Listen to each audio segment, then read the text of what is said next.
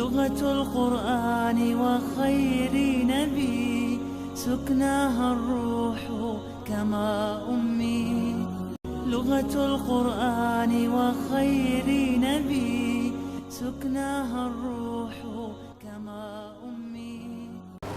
السلام عليكم ورحمة الله وبركاته. Jemaah-jemaah yang dimuliakan Allah, pertama-tama pada hari ini mari kita ucapkan rasa syukur kepada Allah Subhanahu wa Ta'ala atas nikmat inayah, kudrat dan iradahnya serta tuntunannya kepada kita semuanya. Hari ini hati kita, jiwa dan raga kita semuanya tertuntun pada ridha Allah Subhanahu wa Ta'ala, menyembah kepada Allah pada Jumat Mubarakah ini. Tentu ini yang pertama kita syukuri, walhamdulillahi rabbil alamin. Jamaah Jumat yang dimuliakan Allah Subhanahu wa Ta'ala, di dalam Al-Quran Allah Subhanahu wa Ta'ala berfirman dalam surat An-Nisa ayat 100, "Wa man yakhruj min baitihi muhajiran ila Allahi wa rasulih thumma yadrikuhu al-maut faqad waqa'a ajruhu 'ala Allah wa kana Allahu ghafurur rahim." Barang siapa yang hijrah keluar dari rumahnya menuju kepada Allah Subhanahu wa Ta'ala dan menuju kepada Rasulnya,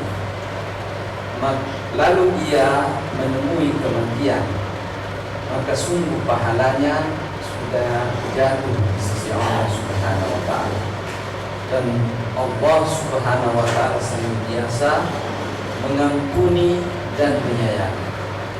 Kemudian dalam surat Ar-Rum Allah Subhanahu wa Ta'ala berfirman, "Wa ma utitum min zakatin turiduna wajhallahi faulaika humul mudha'afun." Apa yang diberikan oleh Allah Subhanahu wa Ta'ala, apa yang kalian keluarkan di jalan Allah Subhanahu wa Ta'ala berupa zakat, dan kalian menginginkan ridha Allah semata, maka itulah yang dilipat gandakan di sisi Allah Subhanahu wa Ta'ala. Wa may yaf'al dzalika ibtigha'a mardhatillah fasawfa nu'tihi ajran 'azima.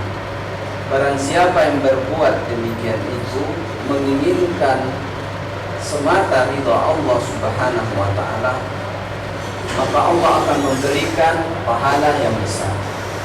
Ketiga ayat ini mengisyaratkan pada kita bahwa manusia itu punya niat dan punya kehendak dan punya keinginan. Hanya di dalam Al-Quran tidak secara tekstual tertulis kata-kata niat, tetapi di sini dikatakan barang siapa yang menghendaki. Kemudian yang kedua, barang siapa yang menginginkan. Ya. Di dalam bahasa Arab kata-kata yuridu dengan ibtigha itu berbeda. Yuridu artinya menginginkan, ibtigha menghendaki. Kalau yuridu dia dalam batas masih niat, menginginkan sesuatu perbuatan yang kita kerjakan, baik itu sholat ataupun perbuatan lainnya. Tetapi ibtigha itu disertai dengan kesungguhan, artinya tidak bisa ditolak lagi. Ya, yabtaghi fiha wajhullah adalah artinya dia tidak bisa mundur lagi. Sehingga kata-kata ibtigha itu tidak hanya berupa niat, tetapi sudah berwujud nyata, dan itu sudah dihitung oleh Allah Subhanahu wa Ta'ala sebagai satu perbuatan yang nyata. Walaupun dia belum melangkah, seperti seseorang ingin melakukan ibadah sholat atau ingin melakukan perbuatan ibadah Jumat, ketika dia ibtigha artinya dia belum melangkah, tetapi perbuatannya itu tidak bisa lagi ada yang menolak. Tetapi kalau baru niat masih bisa digoda, seperti itu. Ya. Kemudian di dalam hadis-hadis Nabi dijelaskan secara nyata tentang niat itu.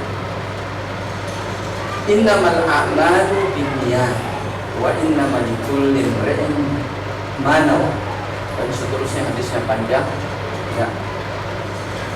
Artinya segala perbuatan itu tergantung pada niatnya, dan pada seseorang itu dinilai berdasarkan niat. Jadi kadar dari satu perbuatan itu adalah niat.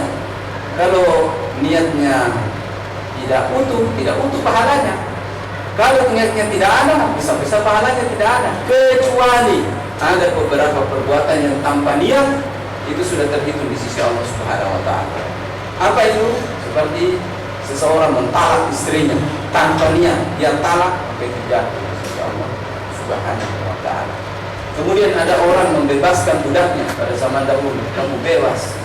Ya, ucapannya itu tanpa niat, tapi itu sudah jatuh di sisi Allah Subhanahu wa taala. Itu hukum pengecualian. Jadi niat ini adalah merupakan satu hal yang utama di dalam suatu pekerjaan.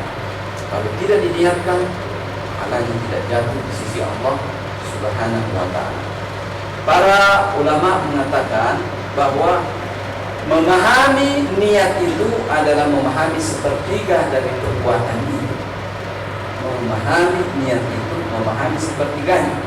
Berarti tinggal 2/3 yang belum kita pahami sesuatu. Kemudian yang kedua, mengerjakan sesuatu menurut Imam Masyuti, mengerjakan sesuatu kemudian tahu niatnya, faham niatnya, 1/4 dari pekerjaan itu sudah terlaksana dengan penuh kebenaran. Mari kita lihat bagaimana para ulama itu mendefinisikan niat. Al-Mawardi, ya, dalam salah satu kitabnya mengatakan niat itu adalah memaksudkan disertai dengan perbuatan. Ya, itulah yang dimaksud dengan kata ibtiwa tadi. Ya, menghendaki. Kemudian Imam Ghazali mengatakan sengaja melakukan secara sukarela, tidak ada paksaan. Kalau dipaksa bukan berniat namanya itu, tetapi dipaksa. Ya. Kemudian niat ini adalah posisinya di dalam suatu perbuatan adalah nilai kemuliaan satu perbuatan itu pada niat. Ketika seorang mengerjakan sesuatu, misalnya mengeluarkan hartanya dalam Allah, niatnya apa? Ketika dia niatnya sedekah, maka kemuliaan sedekah diperoleh di sisi Allah Subhanahu wa taala.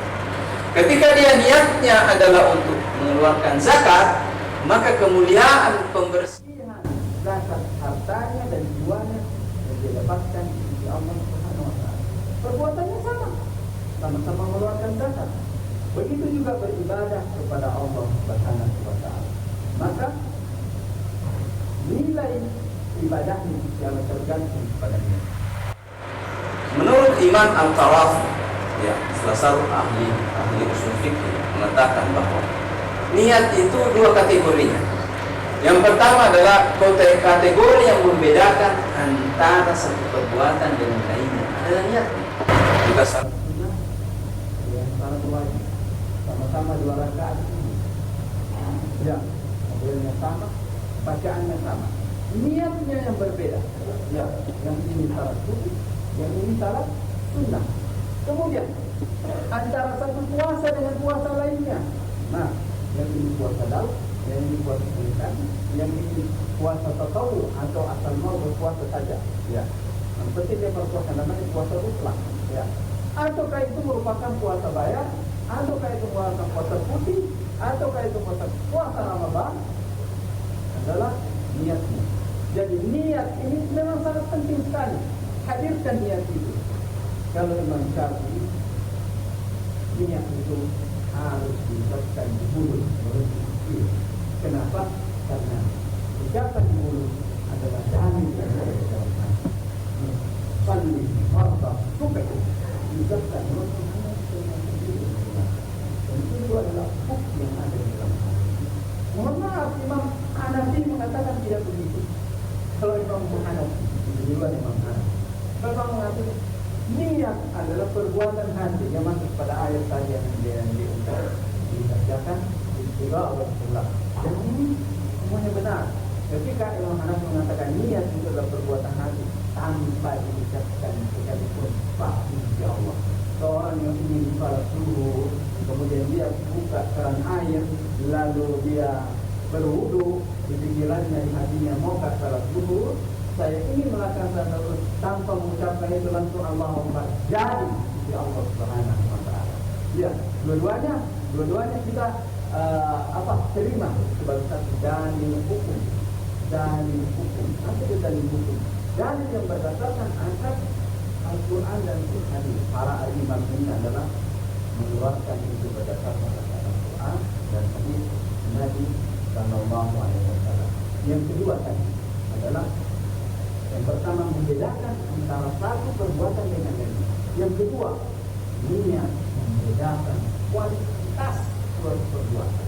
Dan inilah yang dimaksud oleh Nabi di dalam sabdanya, innamal a'malu binniyat wa innamal likulli imri'in ma nawa. Sesungguhnya suatu perbuatan itu tergantung niatnya dan seseorang itu dinilai berdasarkan niatnya.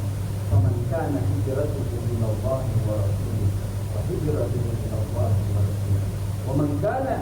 Wa man kana hijratuhu lidunya yusibuha aw imra'atin yankihuha fa hijratuhu ila ma hajara ilaih. Yaitu barang siapa yang hijrahnya menuju kepada Allah disebabkan karena Allah, maka pahalanya ada di sisi Allah.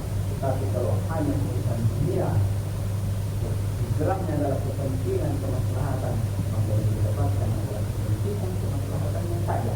Ya, dia tidak mendapatkan pahala yang besar di Allah Subhanahu wa taala. Inilah kategori daripada apa yang dimaksud dengan niat, yaitu kategori di mana membedakan antara keikhlasan kita melakukan sesuatu kepada Allah adalah karena manusia.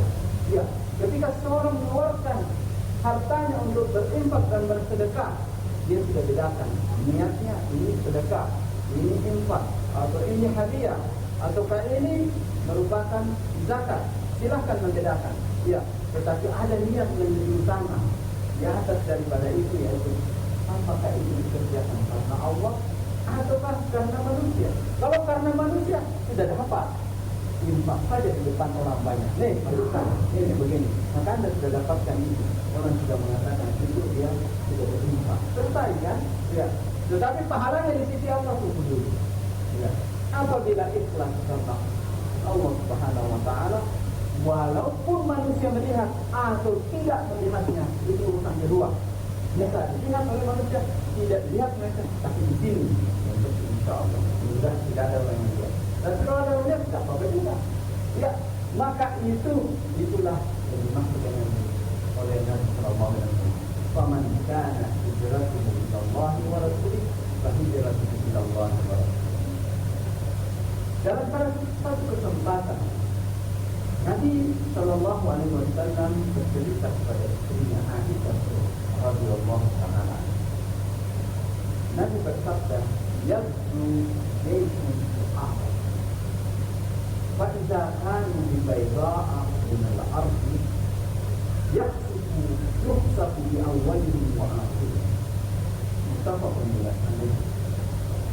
Nabi bersabda, di akhir zaman, saya Aisyah, akan ada orang yang memimpin penyerangan untuk menghentikan Ka'bah. Tapi ingat, ketika dia sampai di perbatasan kota dan Ka'bah sudah kelihatan, ada tempat namanya di Mekah Baida, dan ketika dia berada pada tempat yang namanya Baida, tiba-tiba Allah hancurkan alam raya ini, dan semua manusia itu hancurkan. Ya, itu adalah akhir zaman, kiamat. Nah, satu penyebabnya kiamat adalah Ka'bah dihancurkan oleh manusia. Ya, yukhsaf di awal Prophet Aisyah mengatakan, ya Rasulullah, kaifa yukhsafu di awalihim wa akhirihim? Bagaimana bisa semua manusia itu ya dihancurkan, atau ditenggelamkan? Ya Rasulullah, bukan saja antara mereka ada yang saleh, ada yang baik, ada yang tidak berniat untuk itu, untuk menyerang, ya. Kemudian Nabi Sallallahu Alaihi Wasallam mengatakan, "Yufa'atu binniyat." Nanti dibedakan nanti, dihancurkan dulu semua, nanti dibedakan ketika dilantikkan baru ini Bagaimana niatnya tadi sudah mau menghancurkan Ka'bah, bagaimana niatnya bagus, bagaimana. Jadi ketika dibangkitkan seseorang, pertama diperiksa adalah niatnya dalam melakukan ibadah dan amal. Syarat-syarat kita sudah diperiksa, niatnya dulunya apa. Nah itulah posisi dan pentingnya niat. Terakhir adalah di mana tempat niat itu. Nah, para ulama berselisih paham. Ada yang mengatakan di akal, di otak. Masalahnya ada yang mengatakan kalau orang akalnya itu terganggu, niat ini pasti tidak ada. Belum perhatikan orang gila. Kalau dia melakukan sesuatu tanpa niat, kan tidak ada akalnya. Dia mengatakan. Tetapi dibantah lagi oleh ulama yang lain bahwa banyak sekali ayat-ayat dalam Al-Quran, ya, walakin yu'akhiduhum bima kasabat qulubuhum, dan semacamnya itu begitu banyak, ya. Ala inna fil jasadi mudghatan idza salahat salahan nas wa idza fasadat fasadan nas ala wa hiya qalb. Ya, seperti itu. Jadi di dalam jasad manusia ada daging. Daging ini hanya menunjuk saja, adalah menunjuk satu tempatnya adalah di sini, di dalam dada. Tetapi itu yang dimaksud adalah nurani manusia, ya. Maka apabila itu baik, baiklah seluruh manusia. Apabila itu buruk, buruk seluruh manusia. Ulama menyimpulkan dari hadis dan Al-Quran yang begitu banyak, tempatnya adalah dalam dada, ya. Yang kedua-dua keras pada tidak ada itu kalau kita keras, tetapi kalau ada tempatnya di dalam dada. Bukankah manusia kalau tenang dia mengatakan ini? Bukankah manusia bertakwa kepada Allah dia katakan ini? Bukankah manusia kalau bersabar dia katakan ini? Dan apabila dia berrendah hati dia melakukan keadaan, maka niat itu ada di sini. Yang paling penting adalah mari kita perbaiki niat kita. Tidak ada jangan bekerja seluruhnya. Perbaiki niat adalah tiga ilmu dan seperempatnya adalah ilmu.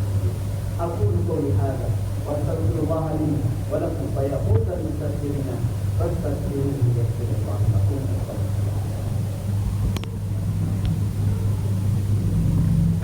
Alhamdulillah, hamdan katsiran kama amara. Asyhadu an la ilaha illallah wahdahu la syarika lahu wa asyhadu anna Muhammadan abduhu wa rasuluh. Allahumma shalli wa sallim wa barik ala sayyidina Muhammad wa ala ali sayyidina Muhammad. Ayuhan nas, ittaqullaha bima amara wa tabi'u ma anhu wa jalla. Wa akhrijuhu fadhiya min dhunbikum fa innahu yastawla asra. Wa'lamu anna Allah amarakum bi amrin bada'a fihi bi nafsihi wa sanna malaikatahu yusalluna. وقال الله تعالى من قائل حديث ان الله وملائكته يصلون على النبي يا ايها الذين امنوا صلوا عليه وسلموا تسليما. اللهم اغفر للمسلمين والمسلمات وللمؤمنين والمؤمنات الاحياء منهم والاموات والف بين قلوبهم يا رب العالمين. اللهم هذا حالنا لا يخفى عليك وهذا ضعفنا ظاهر بين يديك. اللهم من اراد بالاسلام والمسلمين خيرا فوفقه اللهم به خير، من اراد غير ذلك اللهم اخلع من شره يا رب العالمين. امين امين والحمد لله رب العالمين. لغة القرآن وخير نبي سكناها الروح كما أمي. لغة القرآن وخير نبي سكناها الروح كما أمي.